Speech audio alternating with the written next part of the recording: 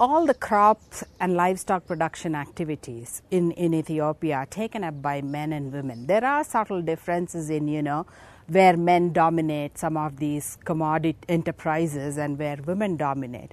But traditionally, extension has always targeted men for all commodities, for all enterprises to transfer knowledge and inputs and services, and the women get left out, So one of the things that we tried to do was to make sure the women have more access to knowledge and skill development through a number of trainings.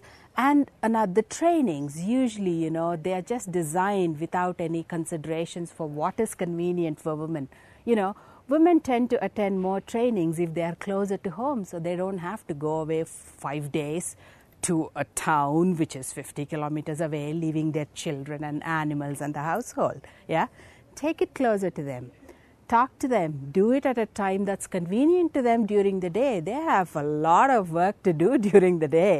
They can just leave everything and go and sit there.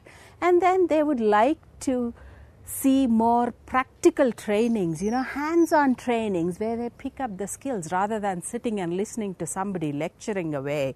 So these are the kinds of things we tried, and also bringing actually both the husband and wife together for the training so that they have a shared knowledge and then they can discuss these in the household and then take the enterprise forward. And we have demonstrated that this is a good way of approaching knowledge and, skill sharing with women and men. And we do hope, the government, we have worked closely with the extension services in all our project areas. We do hope that they pick it up and then try to, use it in some of their, in their programs. But it's too early to say whether that happens or not.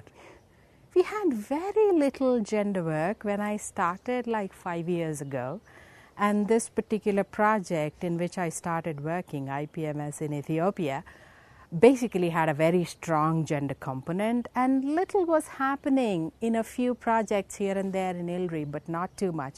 But since the last 2 years, I would say it's gathered such momentum, and people, gender specialists like Jemima, have been hired who are leading, this area of research within ILRI. I wouldn't just say research, but research for development. And if you look at all the new projects that we have been designing and the proposals we submit, gender is one of the most important components of all these initiatives now. So it's actually very encouraging to see the way in which it is moving. It's not part of my job description, nor am I a gender specialist by training. I'm primarily somebody who works on agricultural innovation.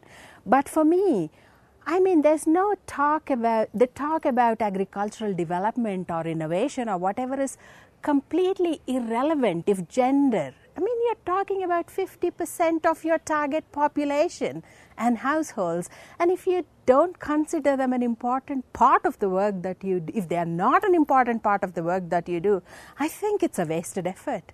I do it because I believe in it. I believe that can make a big difference to economic development in this world.